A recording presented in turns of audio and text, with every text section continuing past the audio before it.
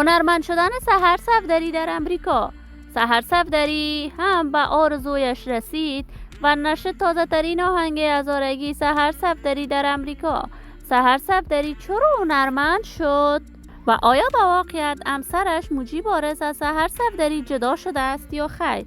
من در این ویدیو پیرامون حقایق همین ماجرا خواهم پرداخت. پس در ادامه با کانال دنیا اینفو باشید.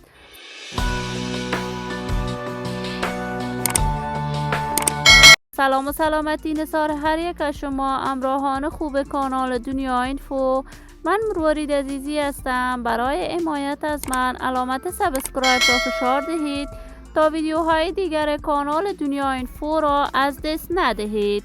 سحر صفدری یکی از مجریان با استعداد، توانا و یکی از چهره‌های شناخته شده در میان رسانه‌های افغانستان است و از قوم صفدر هزاره می باشد. سحر صفدری در تلویزیون جهانی خورشید و کارهای گویندگیش آغاز کرد، اما بعد از آن که محبوب شد، شهرت و محبوبیت خاص رسانه‌ای و هنری کسب کرد. سحر صفدری بالاخره و تلویزیون جهانی طلوع را پیدا کرد و با آرزوی دیرینش رسید. سحر صفدری با اشتراک در برنامه‌های مختلف در تلویزیون طلوع شهرت و محبوبیت کسب کرد.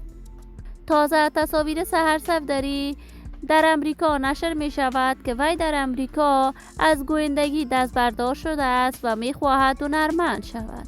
اولین آهنگ هزارگی سحر صفدری قرار است تا یک ماه دیگر نشر شود.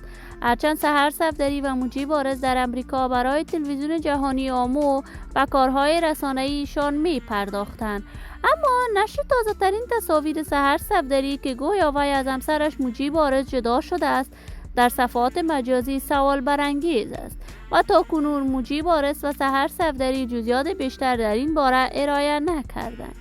ولی ما در انتظار نشر تازه ترین برنامه‌های هنری و رسانه‌ای از این مجریان موفق و با استعداد کشور خواهیم بود.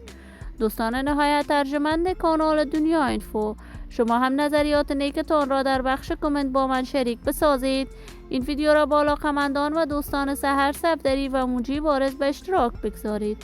اگر تا هنوز دوست کانال دنیا اینفو نشدید، پس برای دوست شدن با این کانال علامت سابسکرایب را فشار دهید.